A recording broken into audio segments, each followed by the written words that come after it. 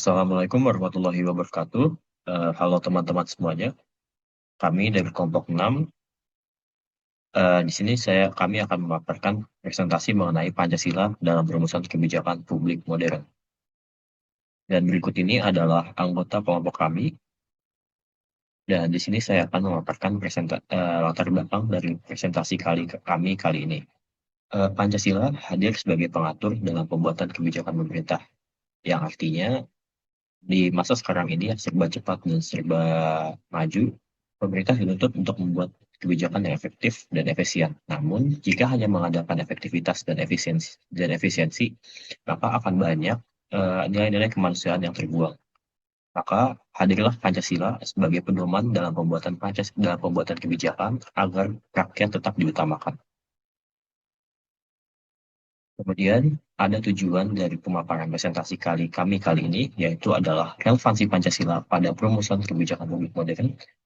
Kemudian mengetahui dan menganalisis kebijakan apa saja yang benar dan sesuai dengan pedoman Pancasila. Kemudian yang ketiga adalah memahami atau mendeskripsikan bagaimana seharusnya kebijakan itu dibuat agar sesuai dengan Pancasila. Selanjutnya, relevansi Pancasila dalam berbagai kebijakan.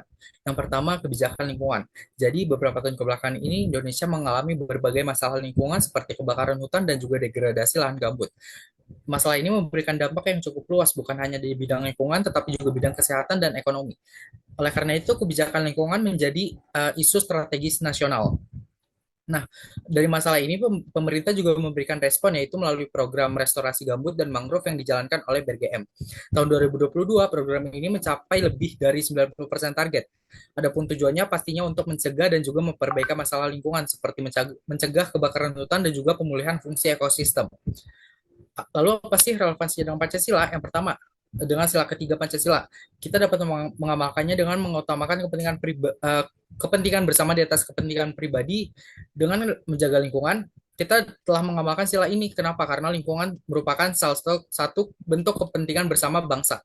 Yang kedua, sila kelima, khususnya keadilan sosial bagi generasi mendatang. Dengan menjaga lingkungan, kita telah memberikan hak-hak pada mereka seperti lingkungan yang asri dan juga udara yang bersih. Karena itu kebijakan lingkungan ini menjadi relevan dengan sila-sila Pancasila, khususnya sila ketiga dan lima. Namun lemahnya penegakan hukum menunjukkan bahwa implementasi nilai Pancasila belum sepenuhnya optimal. Jadi selanjutnya ada kebijakan ekonomi dengan tujuan untuk menjaga stabilitas ekonomi dan melindungi masyarakat, khususnya kelompok rentan. Nah, kebijakan ini tuh mengarah ke sila kelima, di mana sila ini tuh berkaitan dengan keadilan sosial, yaitu landasan ekonomi kerakyatan yang menolak kapitalisme liar dan menekankan pemerataan melalui pasal 33 Undang-Undang Dasar 1945, sehingga pembangunan ekonomi itu nggak hanya mengejar pertumbuhan GDP, tetapi juga penurunan ketimpangan. Selanjutnya ada kebijakan teknologi. Ini tuh berfungsi untuk melindungi hak privasi warga di era digital, tapi masih menghadapi tantangan dalam implementasi. Nah, kebijakan ini mengarah pada sila kedua dan juga sila kelima, yaitu menegaskan bahwa teknologi itu harus bersifat manusiawi, etis, dan juga inklusif.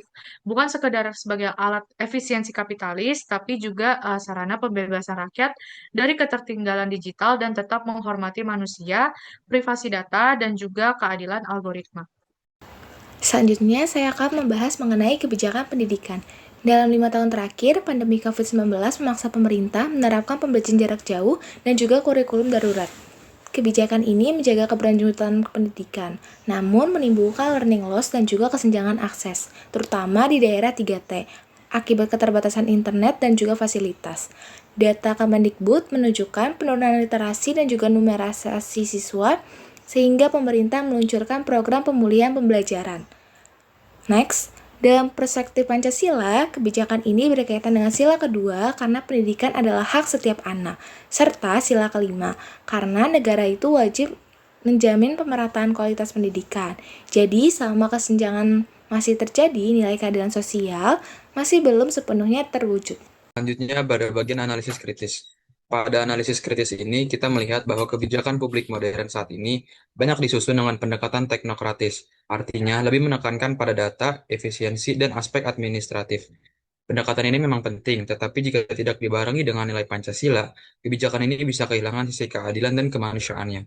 Karena itu, Pancasila harus dijadikan tolak ukur agar setiap kebijakan tidak hanya efektif, tetapi juga tetap berpihak pada kepentingan dan kesejahteraan masyarakat. Selanjutnya, pada bagian kesimpulan, sebagai kesimpulan, Pancasila tetap relevan sebagai dasar dalam perumusan kebijakan publik modern. Di tengah perkembangan zaman dan tuntutan efisiensi, nilai-nilai Pancasila berperan sebagai pedoman agar kebijakan yang dibuat tidak hanya berhasil secara teknis, tapi juga adil, manusiawi, dan berkelanjutan. Dengan mengintegrasikan Pancasila, kebijakan publik dapat benar-benar memberikan manfaat bagi seluruh lapisan masyarakat. Sekian presentasi dari kelompok 6. Mohon maaf jika ada kesalahan kata dan juga ucapan. Terima kasih.